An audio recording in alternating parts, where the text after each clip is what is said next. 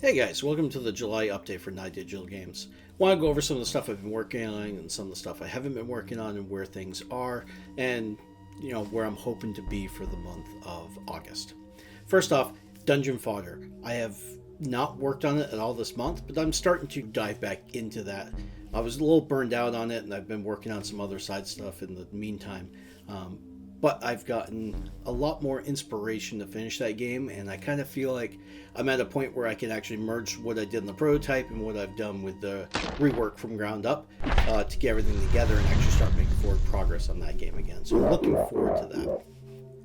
The next thing that we worked on is Zelda. I've been working on the second dungeon, the Moon Dungeon, as you can see here. We kind of talked about this last month. This month, I have definitely added in the ropes. If we take a look here, we've got all the ropes are added into the dungeon. I have added in the fireball statues so that when Link goes into this room, he'll get shot at.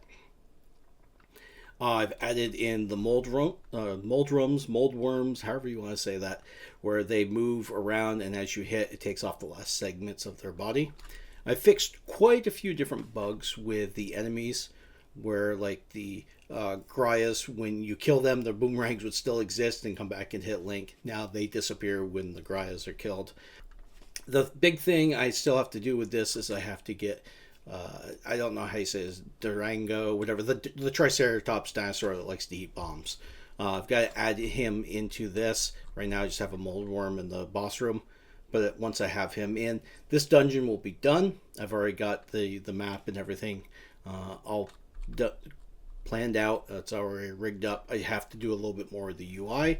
And then I made the mistake of working on this updates in two different versions of Godot. I have 4.3, I was doing the UI updates, and 4.4, I was doing the actual Moon Dungeon. So for the most part, you should be able to merge the two things together. I just actually have to sit down and work on that. That's going to be a little bit of a chore, but hopefully we'll get that done. And then I just have to do the overworld. I have to populate the shops. So hopefully, I'd love to have it out by the end of August. More likely, it'll be the end of September, and you'll be able to play up through the second dungeon. So with being burned out, I did one other thing. I decided I wanted to do a game jam. Game Jam on Itch is a 3-hour game jam, so it doesn't take a whole lot of time, and it's only 3 hours of working. Yeah, it doesn't count planning or prep or any of that stuff. So gathering the assets. It only counts if you're creating the assets, creating the music, creating the code. It's the actual work time of 3 hours that counts against you. The rest of the stuff is not. So I created a real quick thing. The theme was defending the castle is what the theme was for this week. It's a real quick game. It's just a worker placement. Come in, you have 10 guards available. You got to decide, which gates you want to place them at. How many you want to place at each gate. And then there's random chances of how many zombies will show up at each gate. Resolve the combat, and then if it's real simple, if there's more enemies than bad guys, wherever the difference is how many hit points you lose. Your castle health only has 20 hit points. And so each time you go through, you can add in whatever you think. There's no animations, there's no fun stuff like that. If I made the torches flicker and things like that, it would be a lot more entertaining. But unfortunately, that's not the case. So you can see over here, I'm going to lose 1 health by the damage, and so on and so forth. You try to get through 10 rounds.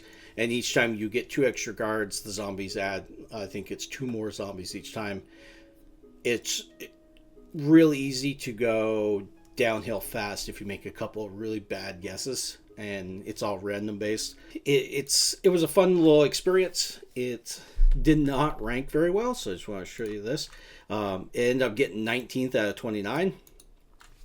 But with that being said, I am going to count this game as an absolute smashing success.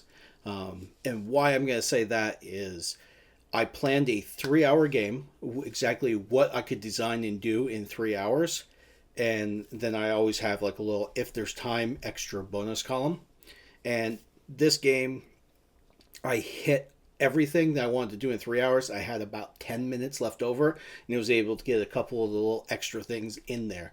So I understood exactly what I'm capable of. There was not a whole lot in this game that I struggled with. The last time I was like, okay, I'm going to do this all from memory.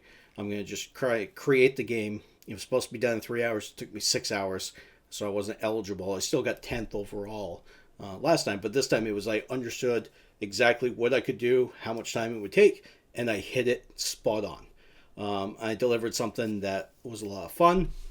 It fit the theme, had good visuals and audio. Gameplay was a little bit lacking. I thought it'd be a lot more fun if you actually saw the combat between the defenders and the zombies fighting, things like that. Those were my extra column to add if I needed some extra animations. But again, it just shows how much I've learned, how far I've come as a game developer since I first started this journey about March of 2024. And it was just, I finished it, I submitted it, and I actually felt good about it. I didn't think it was going to place high at all. There was not a whole lot of fun gameplay. But again, the ideas of what I've known, my knowledge, and being able to put that to work, it hit everything spot on, and it gave me a lot of confidence as a game developer. So I think this, even 19th out of 29, whatever, it was very, very good, a smash success for me and my confidence. So I love that. That ranking means absolutely nothing. It just, I feel really good about what I was able to do with that. So that brings us to the last game that I've been working on this month is V01D Recall.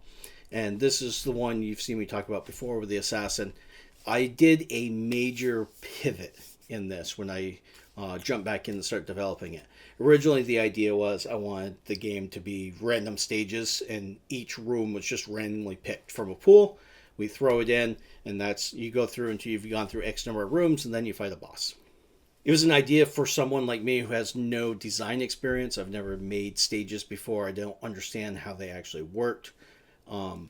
When I started diving into things, I can't remember what the name of the show was, but it's kind of like a design idea, and it was dissecting how Mega Man builds their stages. And it was, here, they show you this example. Here's the introduction to it. There's no possible way to fail. You go to the next screen. Here, you use it again with a very slight chance of failure, but almost certainly a success, and you just keep building on it as you go through. And I realized if I keep doing just random rooms as you go through, there's no way to build and learn that skill. And I was thinking, oh, it's a roguelike, it's designed to kill you. You have to play and play and play to understand and learn all the aspects of that stuff. But then I thought back playing like Dead Cells. That first area is still, it's easier enemies, it's smaller, it's dispersed, where you can actually learn that stuff. Yeah, you're going to die and you have to repeat, but it's slowly introducing you to the mechanics that you have to have down packed by the time you're in the 4th, 5th, 6th stage. So I kind of went back to the drawing board on this, and I went, okay, so I'm going to purposely design the stage. I'm going to lay out, there's going to be a story, a flow to this. So in this case, he's in a underground laboratory. He breaks out, or gets woken up, and has to escape through, and you go through all this different stuff. So I've designed all these different rooms, and as a result, as I was doing the level design, I fell back to what I know. Metroidvanias, Castlevania is my absolute favorite video game series of all time, so it's what I know.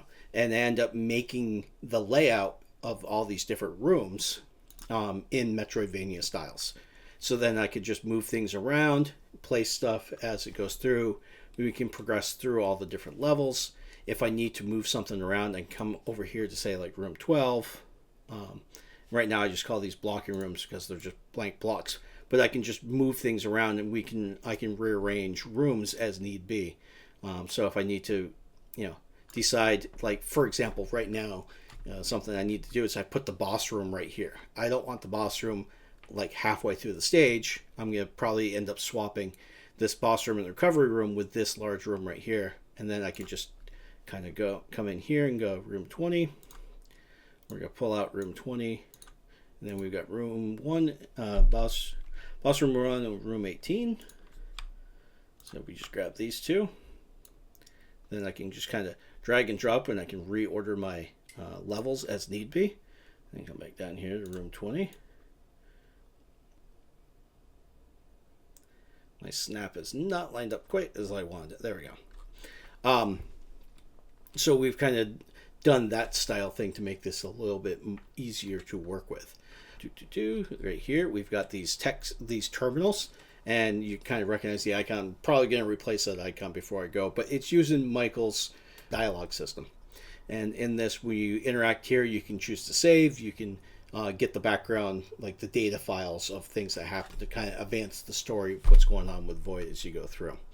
Going through here, adding different enemies. I've added in what I call a ghoul enemy. It's kind of like a zombie. And a guy with a giant shield. He's the boss. And what I've come up with for the idea is each of the bosses is going to teach you a new fight mechanic.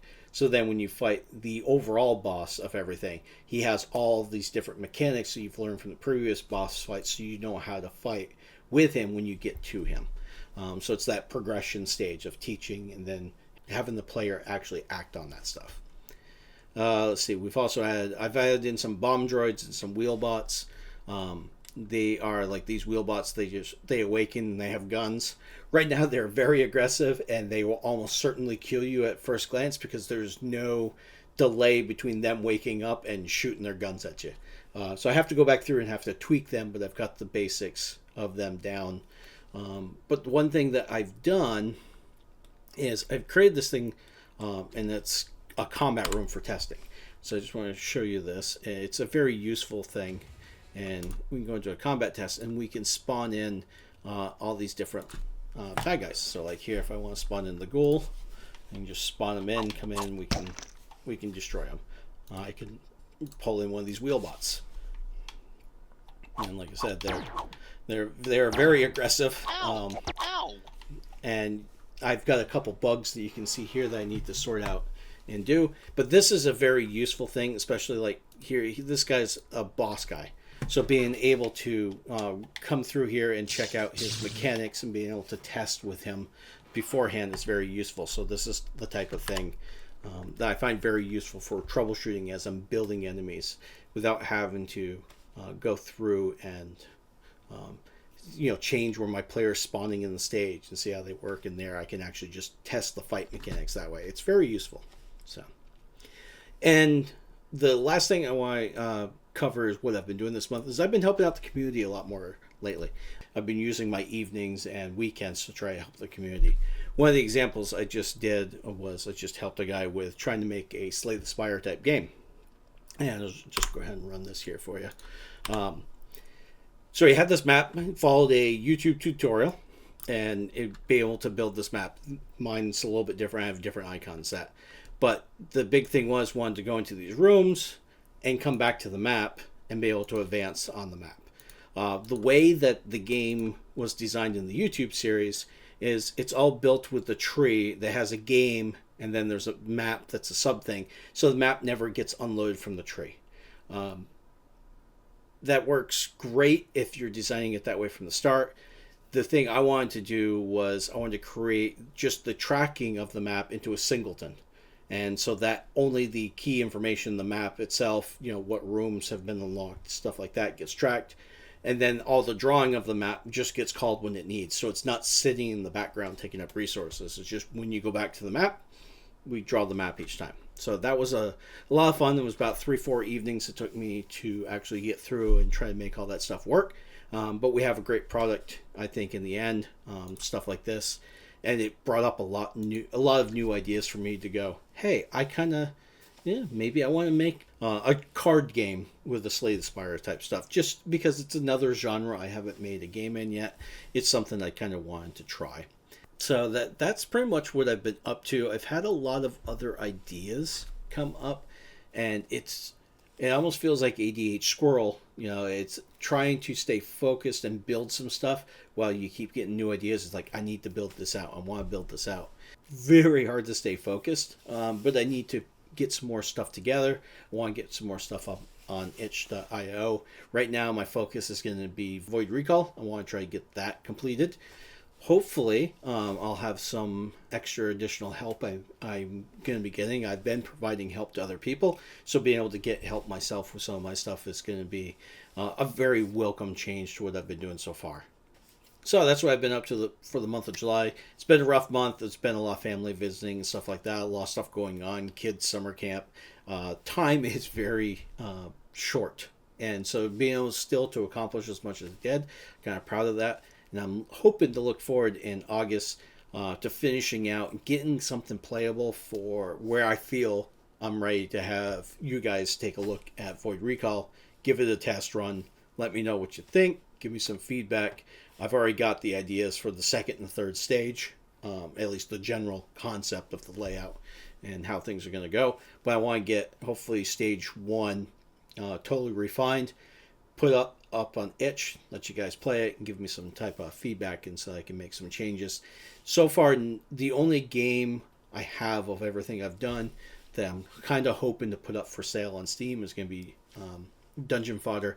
Everything else I'm looking to do free, just kind of expand my portfolio. So any feedback's much appreciated. If you guys are in the Michael's Games Discord channel, I'm definitely available there. I'm more than willing to help out people. So that's what I've been up to for the month of July. Hopefully I'll be able to get a lot more accomplished here in August coming up. School is about to get started again, so who knows. But I'm hoping to get one more video out in the month of August, an actual like tutorial back about the Titanfall stuff still. But at the bare minimum, you'll see my August update where I am. And again, if you have any feedback, feel free to leave a comment here or jump into the Michael's Games Discord. And I'm always there helping out people. And I'm always more than willing to help out anybody that has any questions or feels stuck. I just want to see everybody else succeed. That's probably just the teacher in me. Until next time, catch you later.